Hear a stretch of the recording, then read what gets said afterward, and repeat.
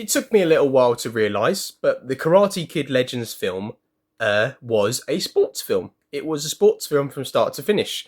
And that may seem like a weird comparison. You might be shouting at me, Henry, no, it's an action film, it's a teenage drama.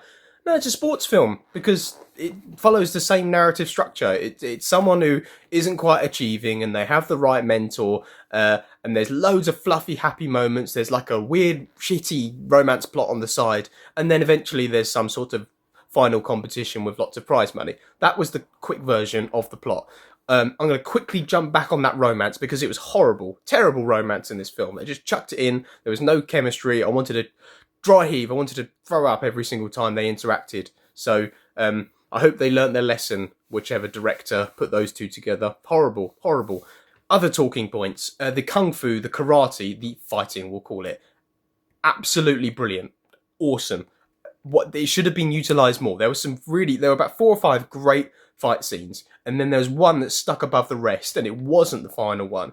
And I think what we like about these fight scenes, along this vein in this same genre, is the same way we like the Rocky fight scenes and the Rocky training scenes, in that it's very rustic and they use the situations around them. You know, in this one, there was like pizza boxes on the side. You know, it's just using your environment rather than it being like the perfect conditions and the perfect fight scenes. So I think that's something it utilised very, very well. But I must say, the little stuff, the little interactions, the way we got from one conflict to another, they were really, really shit ideas. Like, do you know when people that a whole conflict or a whole plot point in a film is built around, someone just not quite saying the right thing, like a really unrealistic misunderstanding? It was full of things like this, and it really did put me off of it.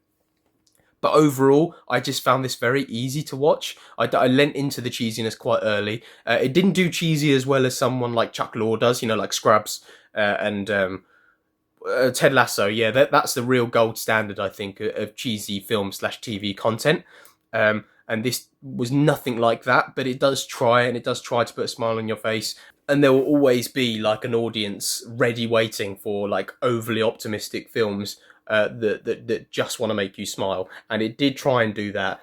I will say it didn't feel like the most skillful narrative and writing, but I do think to some extent at least these fight scenes were worth it because they were very good.